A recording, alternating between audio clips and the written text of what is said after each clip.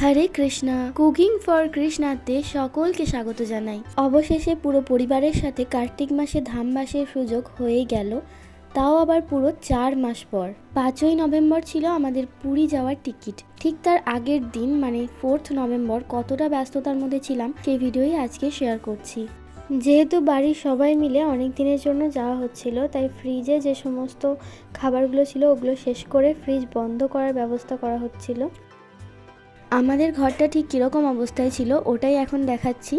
আর এই যে বড় ট্রলিটার মধ্যে আমরা সবার জামাকাপড় একসাথে প্যাকিং করব।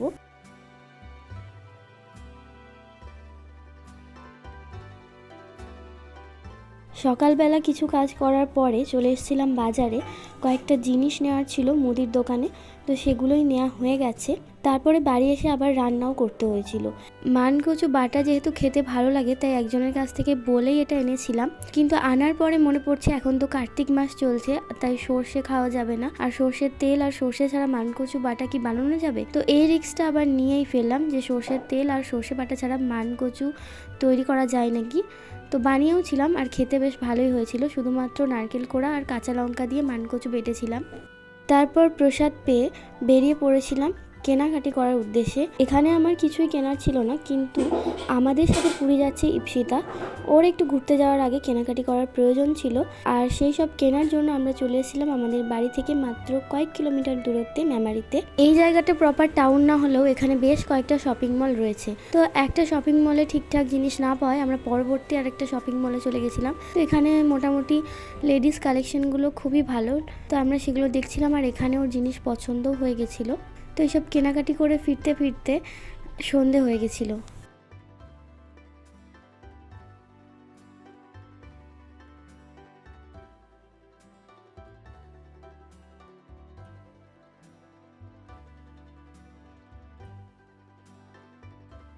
সব কিছু গোছানো হলেও তো দু একটা জিনিস বাদ পড়েই যায়, আর লাস্টে ফিনিশিংয়ে আমার মা সেগুলো গুছিয়ে নিচ্ছিল।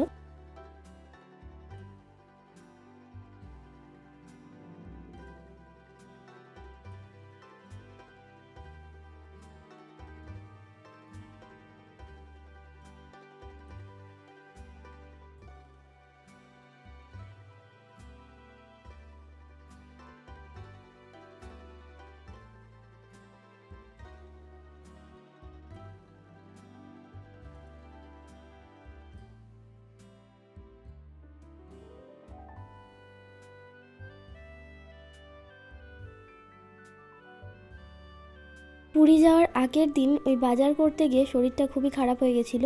পরের দিন সকালে ভগবানকে সেবা দিয়েছি, আপনারা দর্শন করুন ভগবানের।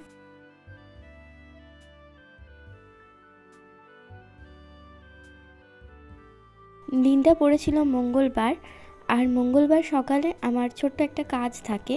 তো যেহেতু আমাদের ট্রেনের টাইম ছিল সন্ধ্যা 7টা, তাই সকালের কাজটা সারতে যাচ্ছিলাম। তারপর বাড়ি এসে দেখছি মায়ের রান্নাবান্না প্রায় শেষের দিকে। এখানে কুমড়ো কেটে রেখেছে মুগ ডাল বানাবে বলে, আর বানিয়েছে আলু ভাজা, আলু পোস্ত আর চাউমিন।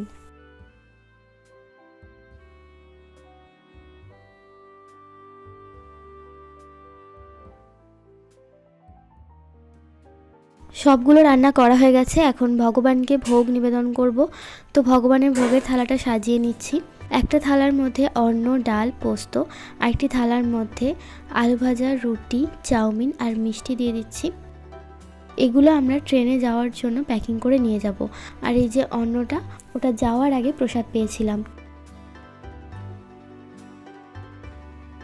তুলসী পত্র দিয়ে ভগবানকে ভোগ নিবেদন করেছি, আর তারপরে ভগবানের চরণে এই যে পুষ্পগুলো দেওয়া আছে এগুলোকে সরিয়ে রাখবো, যেহেতু কয়েকদিন থাকবো না। পুষ্পগুলো থাকলে সিংহাসনটা খুবই নোংরা হয়ে যাবে। পুরো ঠাকুর ঘরটা এবং ভগবানের আশেপাশ ভালো করে পরিষ্কার করে রেখেছি, জানি না আবার 1 সপ্তাহ পর ফিরে কি অবস্থায় দেখব। তারপর সকলে মিলে অন্নপ্রসাদ গ্রহণ করা হচ্ছিল, আর এই যে অ্যালুমিনিয়াম ফয়েলগুলোর মধ্যে চাউমিনগুলো প্যাকিং করে রেখেছি, যাতে খাওয়ার পরে ওগুলো ফেলে দিতে পারি। অনেকগুলো যদি কৌটো নেওয়া হয় তাহলে আবার অনেকগুলো লাগেজ হয়ে যাবে। তারপর এই যে বেরিয়ে পড়েছি টোটো করে। আমাদের বাড়ি থেকে বাস ধরার জায়গাটা হেঁটেই যাওয়া যায়, কিন্তু যেহেতু অনেকগুলো ব্যাগ হয়েছে তাই এখানে টোটো করে যাওয়া হচ্ছে।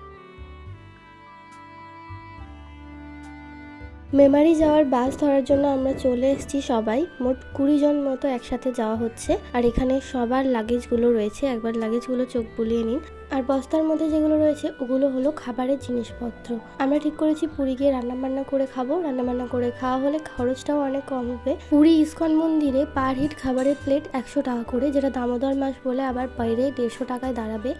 তো যেহেতু প্রভুরা আগেও একবার ঘুরে এসেছে, তাই ওনারা সমস্ত কিছুর দাম সম্পর্কে অবগত, তো ওনারাই খাওয়া দাওয়া করানোর সিদ্ধান্তটা নিয়েছিলেন। আর সমস্ত কিছু লাগেজ প্যাকিং বা বাজার করা সমস্ত কিছু আমাদের প্রভু একাই করেছিলেন।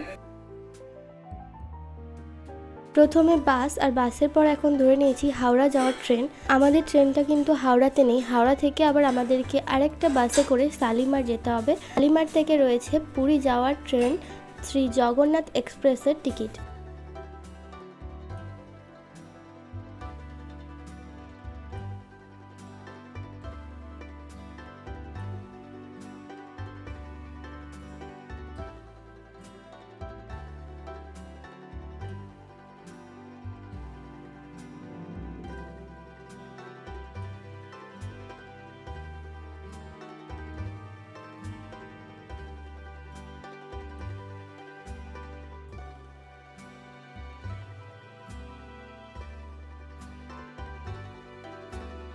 ভারী ভারী ব্যাগগুলোকে নিয়ে অনেকটা যুদ্ধ করার পরে অবশেষে আমরা শালিমার স্টেশনে পৌঁছে গেলাম। কি আর করা যাবে, এখন অপেক্ষা করো শালিমারে বসে বসে।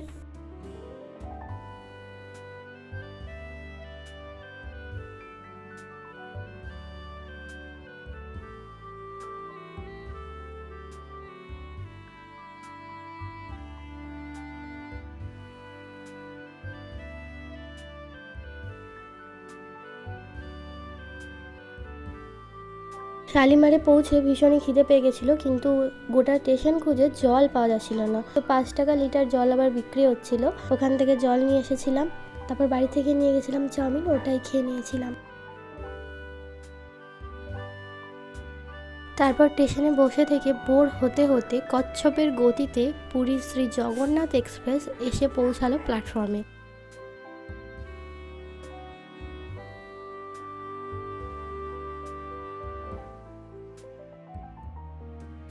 যাওয়ার সময় টিকিটগুলো তো তাড়াহুড়োর মধ্যে করা হয়েছিল, তাই একটাও লোয়ার সিট পড়েনি।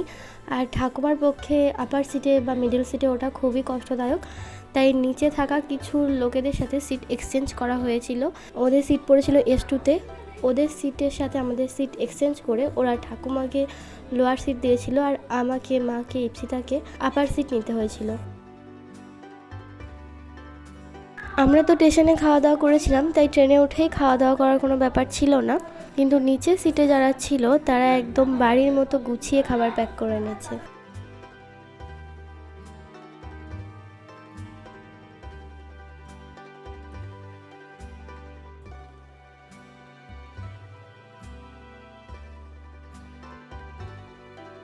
আমাদের ট্রেন থেকে নামার সময় হয়ে গেছে, একদম কারেক্ট টাইমেই নামিয়েছিল পুরীতে 4:30 নাগাদ।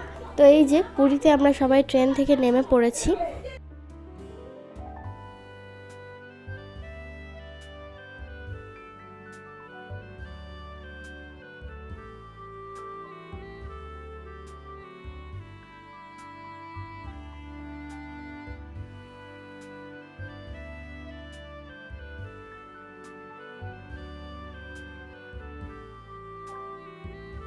স্টেশন থেকে বেরিয়ে পুরীতে আমাদের যেখানে ঘর নেওয়া হয়েছে ওটা কিন্তু অনেকটাই দূর, তাই আমাদের টোটো করতে হয়েছিল। আর টোটো করে আমরা পৌঁছে গেছিলাম আমাদের থাকার জায়গায়।